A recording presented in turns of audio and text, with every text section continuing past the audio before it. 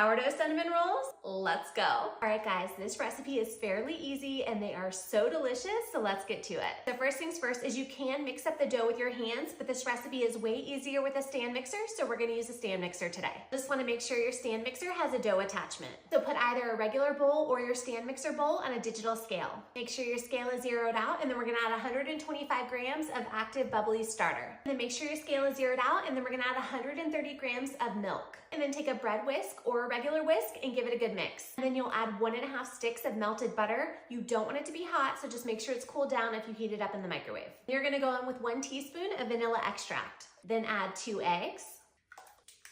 Then take your whisk and give her a good mix. Okay, so once that's good and mixed, you wanna add 500 grams of flour. And then you're gonna add 2 tablespoons of white sugar and 1 teaspoon of salt. Go ahead and take your bowl off the scale now. So for the stand mixer, you wanna mix it for about 8 to 10 minutes on low to medium speed. And then once your dough is good and mixed in the bowl, you'll wanna knead it in the bowl or on the counter for about 6 to 8 minutes. And it's quite the workout, which is why I say it's easier with the stand mixer. Okay, so now that our dough is good and mixed, you wanna transfer it all to a clean bowl. Okay, so this is what your dough will look like.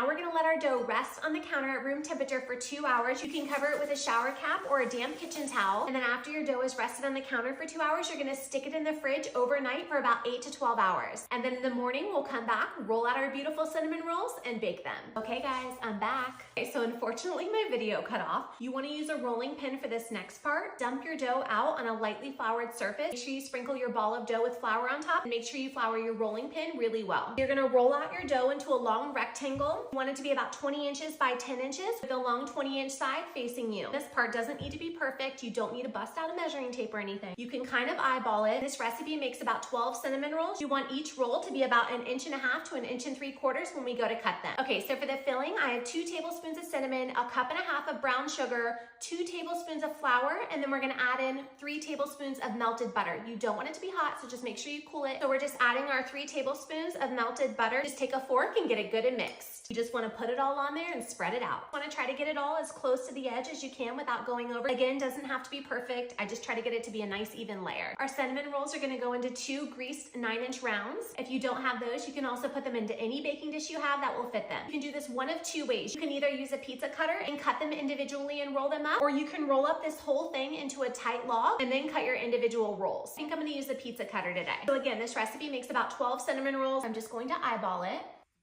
All right, we cut them into 12 strips. Now you just wanna roll them up. Just be careful so the filling doesn't come out, okay? And that's what they'll look like when they're rolled up. I usually just try to press down the inseam so that it sticks.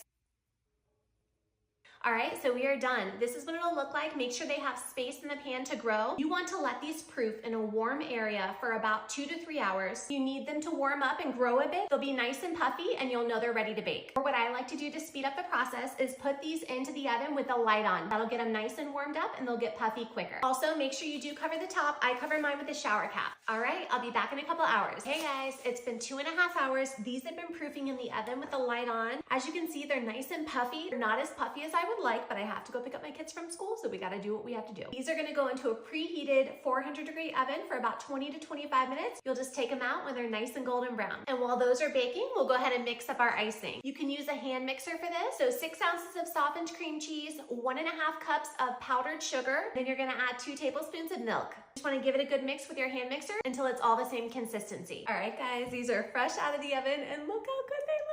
You could smell this. They smell divine. I'm gonna go ahead and take one of these out and open it up so you can see it. We are adding frosting on top. Oh my goodness, guys. Look at this cinnamon roll. Okay, guys, I'm just going for it. Look at the bottom. Oh! Wow. Look at this. These are to die for. Let me know in the comments if you plan on making them.